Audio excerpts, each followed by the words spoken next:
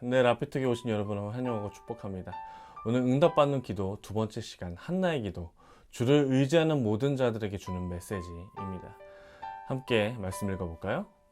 여호와는 죽이기도 하시고 살리기도 하시며 스울에서 내리기도 하시고 거기에서 올리기도 하시는도다.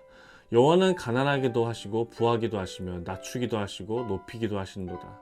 가난한 자를 진토에서 일으키시며 빈궁한 자를 거름더미에서 올리사 귀족들과 함께 앉게 하시며 영광의 자리를 차지하게 하시는도다. 땅의 기둥들은 여호와의 것이라. 여호와께서 세계를 그것들을 위에 세우셨도다. 그가 그의 거룩한 자들의 발을 지키실 것이요 악인들을 후감 중에 잠잠하게 하시리니 힘으로는 이길 사람이 없음이로다. 여호와를 대적하는 자는 산산이 깨어질 것이라. 하늘에서 우레로 그들을 치시리로다. 여호와께서 땅끝까지 심판을 내리시고 자기 왕에게 힘을 주시며 자기의 기름 부음 받은 자들의 뿔을 높이시리로다 하시니라. 저에게는 한나의 기도가 참 각별합니다. 그리고 남들에게 느껴지기도 합니다. 그 이유는 아무래도 한나와 같은 고통을 겪고 있기 때문일 것입니다. 저에게도 현재 7년째 아이가 없습니다. 그러다 보니 제 나름의 노력을 해봤습니다. 특히 성경에서 저는 답을 찾아보려 했고, 이 한나의 이야기를 담은 사무엘상 1장과 2장, 그리고 이삭의 기도, 아브라함의 기도 등 비슷한 고통을 당했던 그 인물들을 참 눈여겨보게 되었습니다. 한나의 이야기 중 그가 기도를 하는 부분은 참으로 인상적입니다.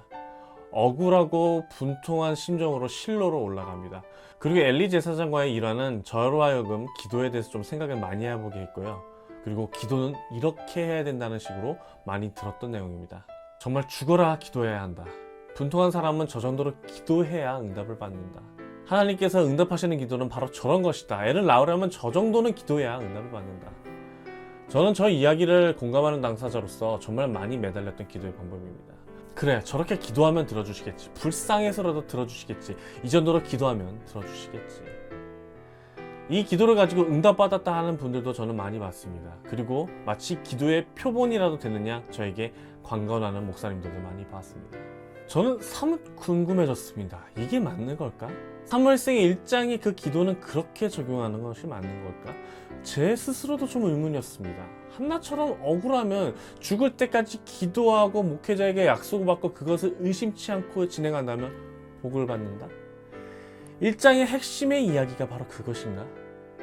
많은 시간 이 말씀을 가지고 묵상하며 기도하면서 저는 이 이야기가 절대 핵심이 그것이 아니라는 것을 분명히 알게 되었습니다. 우리가 한나의 기도를 보고 들으며 집중하지 못한 점이 있습니다. 특히 한나의 기도를 오해하게끔 하는 것이 있습니다. 이런 오해는 기도와 응답이라는 것 자체에 대한 오해를 낳았습니다. 그 오해는 바로 1장을 보면서 2장은 설명하지 않는다는 점에서 양산한 결과입니다.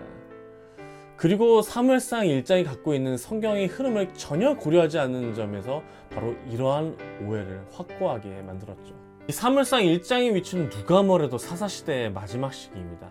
엘리 사사 이후 혼탁한 상황을 사무엘상 3장 1절은 이렇게 설명합니다. 여호와의 말씀이 희가하여 이상이 흔히 보이지 않았더라. 이스라엘이 부패하던 시기, 사사가 사사의 역할을 올바로 못하던 시기, 하나님의 말씀을 전한 자가 오히려 부패하여 제사를 어심히 여겼던 시기, 엘리 사사가 술 취한 것과 기도하는 것도 구분을 못하던 시기. 사무엘상 1장에 나오는 한나의 기도는 이 부분을 강조하고 있죠. 한나의 기도가 특별해서 응답을 받는 것이 아니라 기도하는 것인지 술 취하는 것인지 구분도 못하는 시기라는 걸 강조하고 있는 부분입니다. 그럼 성경은 이렇게 한나, 엘가나, 분인나, 사무엘, 그리고 엘리와 그의 아들들 홈리와 비나스의 이야기를 자세하게 설명하고 있을까요? 이유는 바로 단 한 가지입니다. 그 당시 이스라엘 상황과 문제들을 이 작은 가정의 단위로 축소해서 보여주시는 큰 은혜인 것이죠. 이런 면에서 사무엘상 2장에 갖는 한나의 기도는 큰 의미가 있습니다.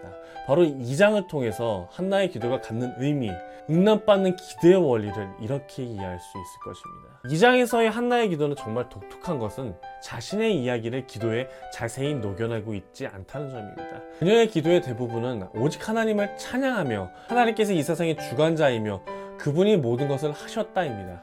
잠깐 인신에 대한 이야기도 나오지만 직접적인 연결성이 떨어집니다.